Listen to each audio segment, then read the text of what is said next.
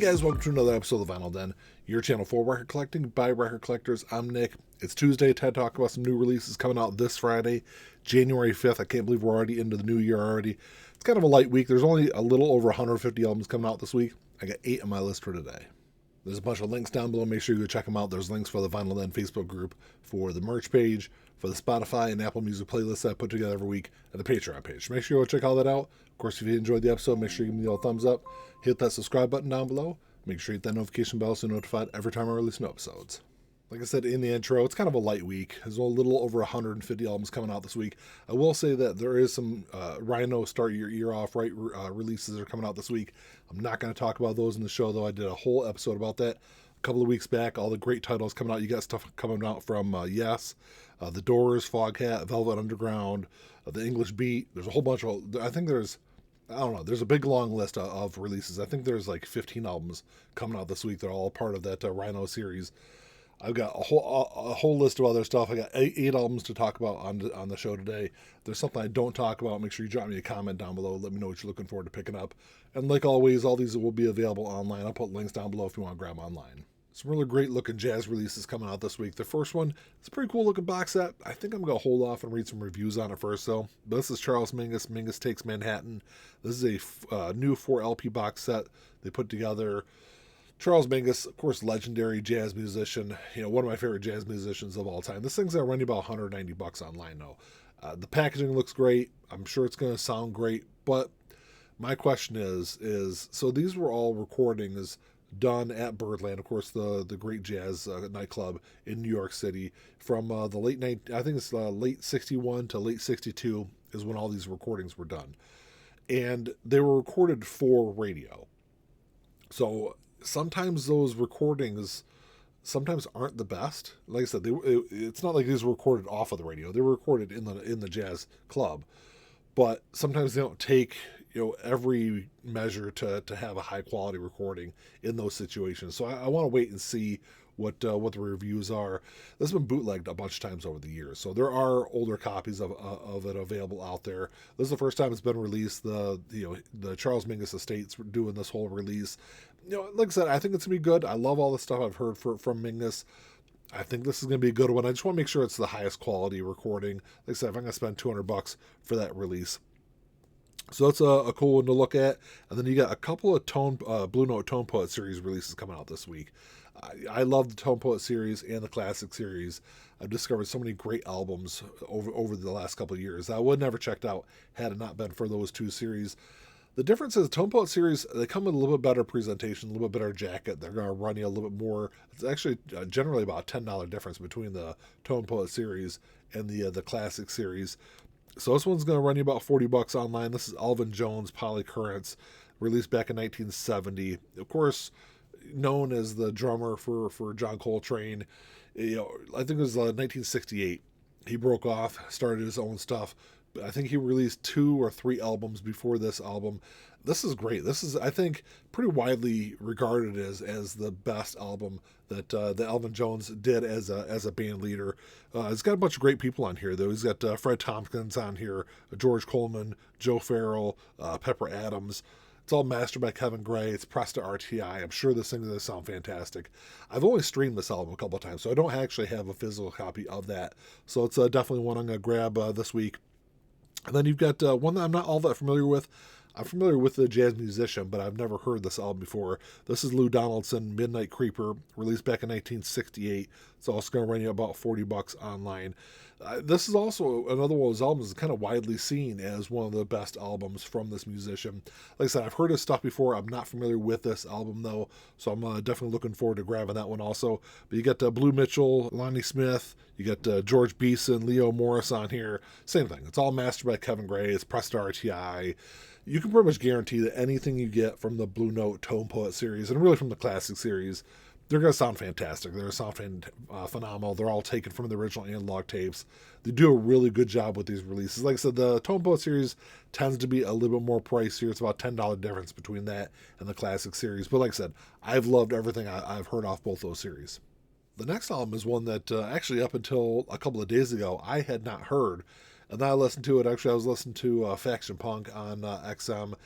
and one of their songs came across, and I was like immediately pulled into it, and I was like, hey, who are these guys? Started looking into it. This actually, their album actually came out in September of last year, and is getting reissued this week. But this is American Television Scars. This is their second studio album. It's going to run you about $20 online. It's being released through Smart Punk. Smart Punk's done a bunch of great stuff over the last few years. This is really interesting. Like I said, it's very modern kind of punk music, but it's like, it's kind of fun. It's fast. It's melodic. It's just a great album overall. And I really, if you're a punk fan, highly recommend checking this album out. I really enjoyed it. But this is an album that actually was supposed to be released through, I think it was AF Records, is Anti-Flag's record label. It's supposed to be released through that label. And then right before the release of it, all the allegations came out against Justin Sane, the lead singer of Anti-Flag. Anti-Flag broke up, and then American Television decided not to release it through there. They pulled back and went with Smart Punk to release this album. And like I said, if you're a punk fan, I highly recommend checking out this album. I really, really enjoyed it. And then you got the self-titled album from Paramore getting reissued this week. First released back in 2013. It was their fourth studio album. It's going to run you about $37 online.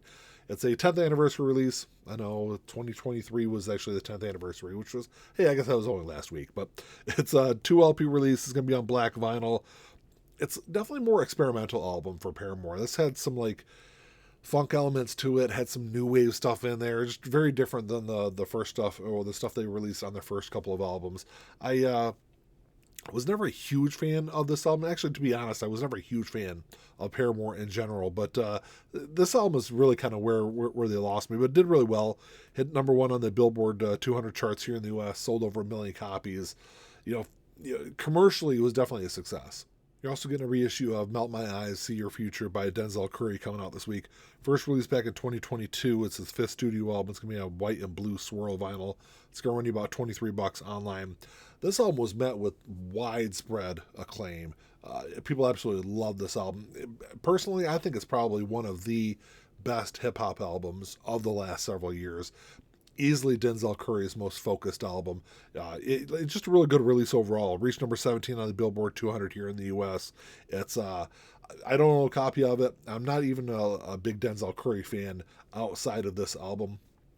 If you're new to Denzel Curry, I definitely recommend checking this album out.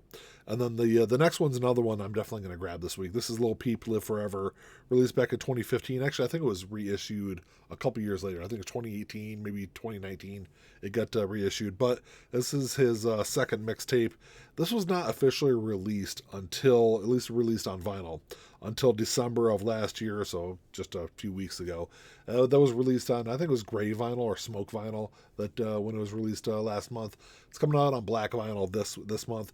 This is a like hauntingly beautiful album. It's very like dark.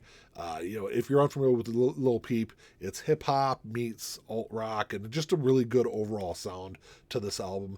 I've always loved this album since I probably didn't listen to it first until like 2016, maybe 2017. Probably around the same time I got Apple Music is when I first started listening to this stuff. Really blown away, but this is like I said, really kind of like hauntingly dark album. Cool one to check out. Definitely another one I highly recommend. The next one's kind of an interesting release also. This is the Dandy Warhols, the record of Edmund Fitzgerald. So this was released in June of last year. So I guess I kind of have to go back in time. So back in first off, Dandy Warhols, if you don't know, they're an alternative rock band. They started out in the late part of the 90s. So I think it was 1996. They recorded a demo. It was called the Black Album. I think they were with Capitol Records at the time.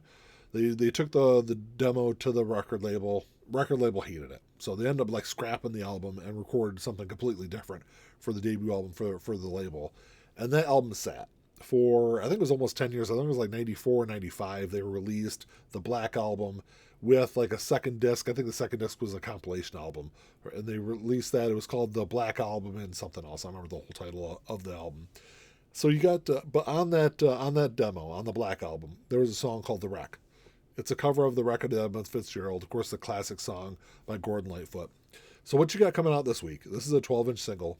So you got the cover track on there, and you got two unreleased tracks. Well, unreleased until this was released last year. Two songs that were part of the Black Album demos. Never made it on the Black album. I've never made it on anything else also. So you got that coming out this week. It's going to run you about $16 online. It's one that, I was never a big fan of the Dandy Warhols. I'll stream it and check out how it's available. If I see it in the store, maybe I'll grab a copy of it. Like I said, it's only $16. It's not bad. I'm not a big fan of 12-inch singles, though. You only got 3 tracks on there. Maybe if they were to like to toss some live stuff on there, I'd be a little bit more interested in grabbing it this week. But like I said, it's definitely interesting. I love that track. I've never heard the Dandy Warhols version of it, so maybe I'll check it out. We'll see. And then the last one on my list this week is Enuff's Enuff, Paraphernalia. This was released back in 1999. It's the band's 8th studio album. It's gonna be on purple. It's gonna be on purple vinyl. It's gonna run you about $27 online. If all you know is like Fly High Michelle from like the late 80s from Enuff's Enuff, this is a very different album. This is definitely heavier than really anything else they'd released in their career up until that point. And really for the first time ever, they used a bunch of guest guitarists on here. You had Rick Nelson from Cheap Trick on here. You had James Young from Styx, Billy Corgan from the Smashing Pumpkins. It's kind of it's an interesting album. It's not my favorite stuff from Enuff's Enuff, but I think it's definitely one that's worth streaming and checking out.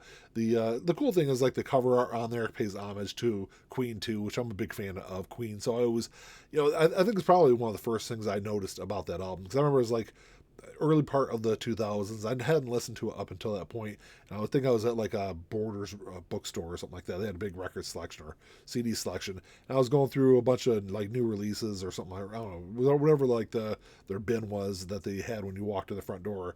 And lo and behold, that was the first thing I noticed was the album cover on there. And I was like, hey, it kind of looks like Queen too.